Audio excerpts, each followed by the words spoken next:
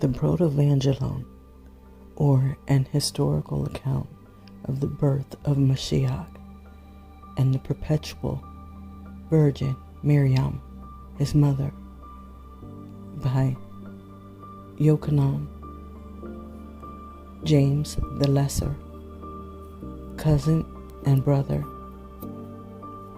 of Yahushua, chief apostle and first bishop of the believers in Yerushalayim. Chapter 1. In the history of the 12 tribes of Yasharah, we read there was a certain person called UTEriKiYah, who being very rich, made double offerings to Yahudah Elohim. Having made this resolution, the high priest opposed him, saying, "It is not lawful for thee to offer thy gifts, seeing thou hast not begot any issue in Yasharah." At this, UTEriKiYah, being concerned very much, went away to consult the registries of the 12 tribes to see whether he was the only person who had begot no issue. But upon inquiry, he found that all the righteous had raised up seed in Yasharah. Then he called to mind the patriarch Abraham, how that Elohim in the end of his life had given him his son Yitzchak, upon which he was exceedingly distressed, and would not be seen by his wife, but retired into the wilderness, and fixed his tent there, and fasted 40 days and 40 nights, saying to himself, "I will not go down either to eat or drink, till Yahudah my Elohim shall look down upon me, but prayer shall be my meat and drink." Chapter 2. In the meantime, his wife Anna was distressed and perplexed on a double account, and said, "I will mourn both for my widowhood and my barrenness." Then drew near a great feast of Yahudah, and Judith, her maid, said, "How long will you thus afflict your being? The feast of Yahudah is now come, when it is unlawful for anyone to mourn. Take therefore this hood, which was given by one who makes such things, for it is not fit that I, who am a servant, should wear it, but it well suits a person of your great character." But Anna replied, "Depart from me, I am not used to such things. Besides, Yahudah hath greatly humbled me. I fear some ill-designing person hath given thee this, and thou art come to pollute me with my sin." Then Judith, her maid, answered, "What evil shall I wish you, when you will not hearken to me? I cannot wish you a greater curse than you are under, in that Elohim hath shut up your womb, that you should not be a mother in Yasharah." At this Anna was exceedingly troubled, and having on her wedding garment, went about 3 o'clock in the afternoon to walk in her garden. And she saw a laurel tree, and sat under it, and prayed to Yahudah, saying, "O Elohim of my fathers, bless me and regard my prayer, as thou didst bless the womb of Sarah, and gavest her a son, Yitzchak." Chapter 3. Anna, perceiving Anna as she was looking toward Shamayah, she perceived a sparrow's nest in the laurel, and mourning within herself, she said, "Woe is me, who begat me, and what womb did bear me, that I should be thus accursed before the children of Yasharah, and that they should reproach and deride me in this temple. of my Elohim. Woe is me. To what can I be compared? I am not comparable to the very beasts of the earth, for even the beasts of the earth are fruitful before thee, O Yahuwah. Woe is me. To what can I be compared? I am not comparable to the brute animals, for even the brute animals are fruitful before thee, O Yahuwah. Woe is me. To what am I comparable? I cannot be compared to these waters, for even the waters are fruitful before thee, O Yahuwah. Woe is me. To what can I be compared? I am not comparable to the waves of the sea, for these, whether they are calm or in motion, with fishes which are in them, praise thee, O Yahweh. Woe is me. To what can I be compared? I am not comparable to the very earth, for the earth produces its fruits and praises thee, O Yahweh.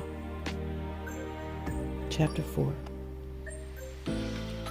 Then a Malach of Yahweh stood by her and said, Anna, Yahweh hath heard thy prayer. Thou shalt conceive and bring forth, and thy progeny shall be spoken of in all the world. And Anna answered, As Yahweh my Elohim liveth, whatever I bring forth, whether it be male or female, I will devote it to Yahweh my Elohim, and it shall minister to him in Kodesh things during its whole life. And behold, there appeared two Malachim, saying unto her, Behold, Joachim thy husband is coming with his shepherds. For a Malach of Yahweh hath also come down to him and said, Yahweh Elohim hath heard thy prayer. Make haste and go hence, for behold, Anna thy wife shall conceive. And Joachim went down and called his shepherds, saying, Bring me hither 10 she-lambs without spot or blemish, and they shall be for Yahweh my Elohim. And bring me 12 calves without blemish, and the 12 calves shall be for the priests and the elders. Bring me also 100 goats, and the 100 goats shall be for the whole people. And Joachim went down with the shepherds, and Anna stood by the gate, and saw Joachim coming with the shepherds. And she ran, and hanging about his neck, said, Now I know that Yahweh hath greatly blessed me. For behold, I, who was a widow, am no longer a widow, and I, who was barren, shall conceive. Chapter 5. And Joachim abode the first day in his house, but on the morrow he brought his offerings and said, If Yahweh be propitious to me, with the plate which is on the priest's forehead, make it manifest. And he consulted the plate which the priest wore, and saw it. And behold, sin was not found in him. And Joachim said, Now I know that Yahweh is propitious to me, and hath taken away all my sins. And he went down from the temple of Yahweh justified, and he went to his own house. And when 9 months were fulfilled to Anna, she brought forth, and said to the midwife, What have I brought forth? And she told her, A girl. Then Anna said, Yahweh hath this day magnified my being, my soul. And she laid her in bed. And when the days of her purification were accomplished, she gave suck to the child, and called her name Miryim. Mary. Chapter 6. And the child increased in strength every day, so that when she was 9 months old, her mother put her upon the ground to try if she could stand.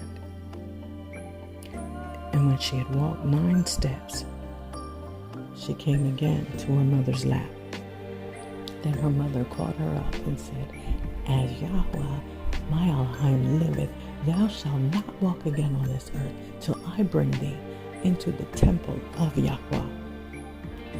Accordingly, she made her chamber a Kodesh place, and suffered nothing uncommon or unclean to come near her, but invited certain undefiled daughters of Yasharal, and they drew her aside. But when the child was a year old, UTEriKiYah made a great feast, and invited the priests, scribes, elders, and all the people of Yasharal. And UTEriKiYah then made an offering of the girl to the chief priests, and they blessed her, saying, The Elohim of our fathers bless this girl, and give her a name famous and lasting through all generations. And all the people replied, So be it. Amein. Then UTEriKiYah a second time offered her to the priests, and they blessed her, saying, O Most High Elohim, regard this girl, and bless her with an everlasting blessing.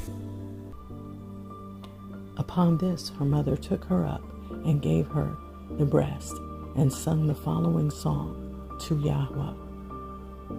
I will sing a new song unto Yahudah, my Elohim, for he hath visited me, and taken away from me the reproach of my enemies, and hath given me the fruit of his righteousness, that it may now be told the sons of Reuben, that honor gives up.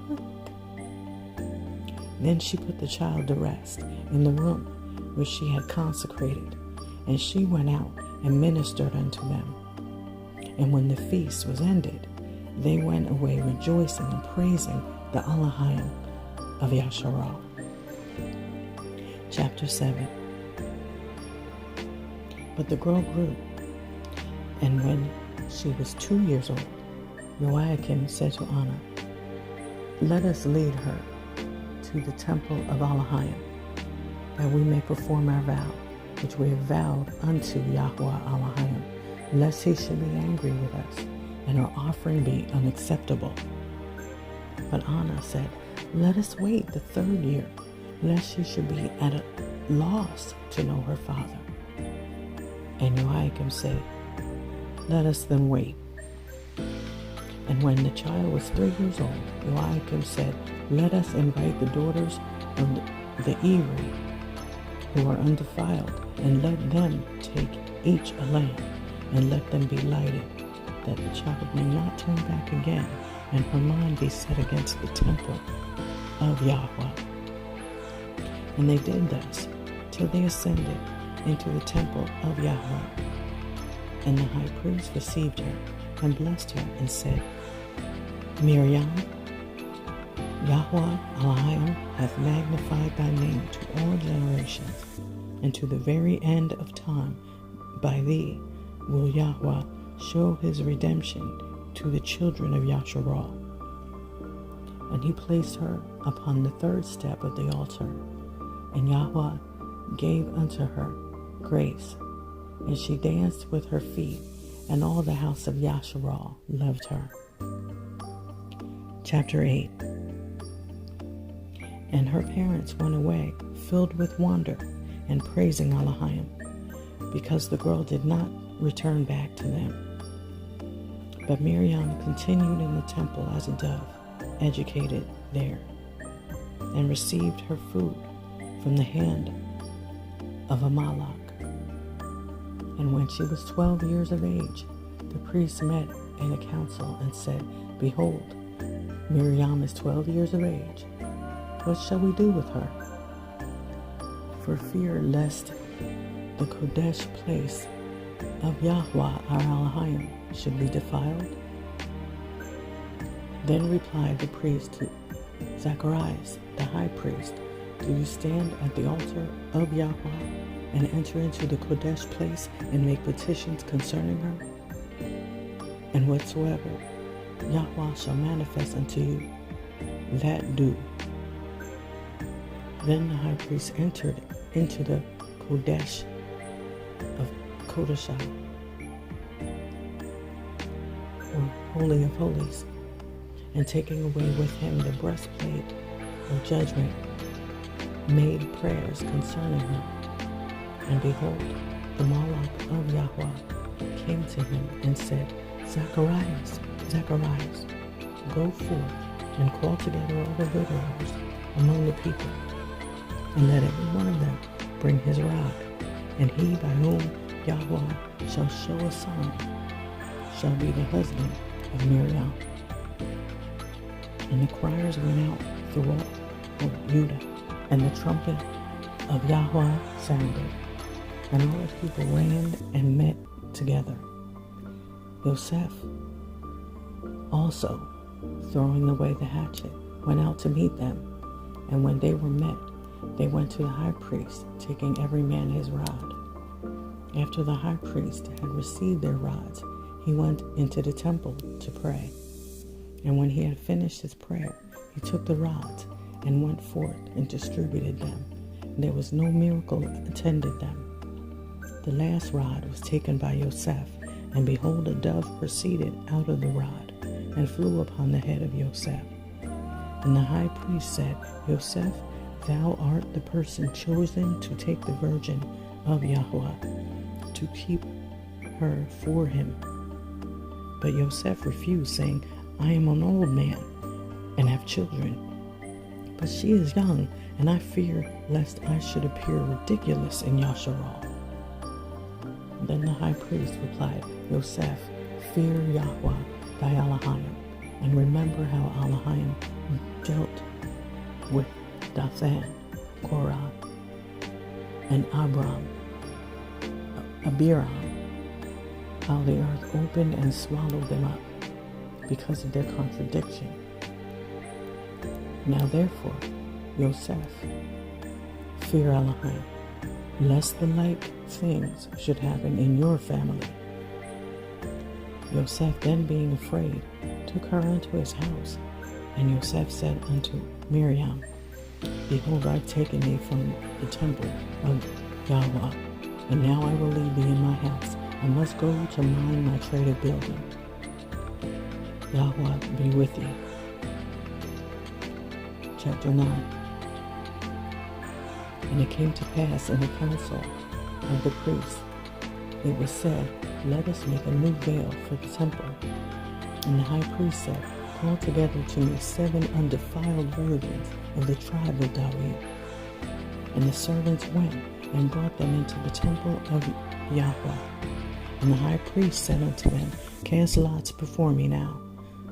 Who of you shall spin the golden thread? Who the blue? Who the scarlet? Who the fine linen? And who the true purple? Then the high priest knew Miryim, that she was of the tribe of David, and he called her. And the true purple fell to her lot to spin, and she went away to her own house. But from that time, Zacharias, the high priest, became dumb, and Samuel was placed in his room till Zacharias spoke again. Zachariah spoke again. But Mary took the true purple and did spin it. And she took a pot and went out to draw water, and heard a voice saying unto her, Hail thou, who art full of grace. Yahuwah is with thee. Thou art blessed among women. And she looked around to the right and to the left to see whence that voice came.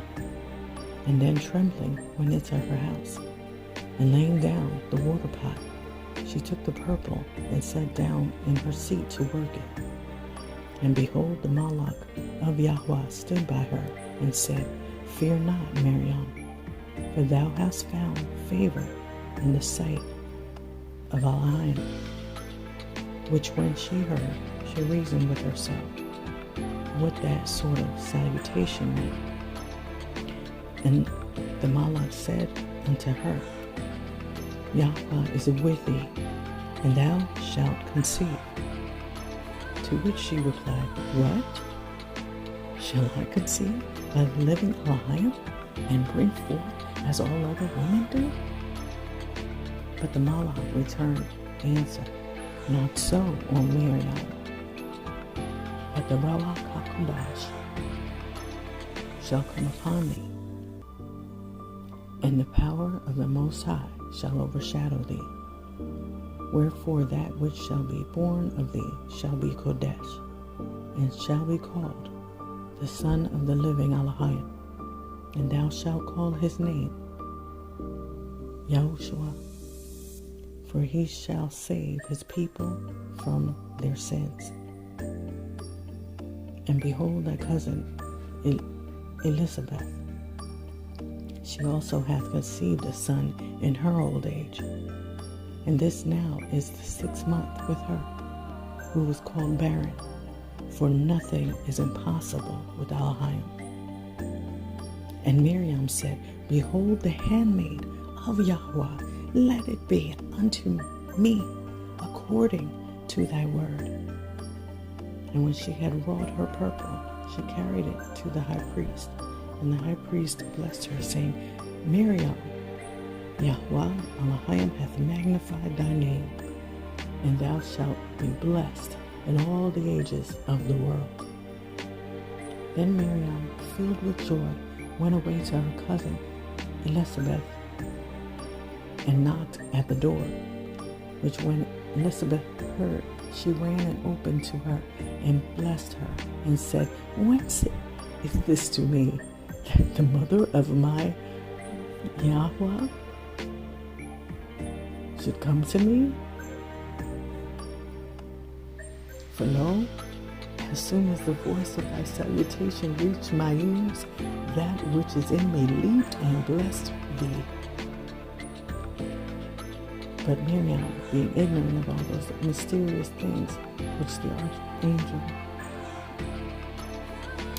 the Malach, Gabriel had spoken to her, lifted up her eyes to Shamayim and said, Yahudah, what am I, that all the generations of the earth should call me blessed? But perceiving herself daily to grow big and being afraid, she went home and hid herself from the children of Yasharal, and was 14 years old when all these things happened.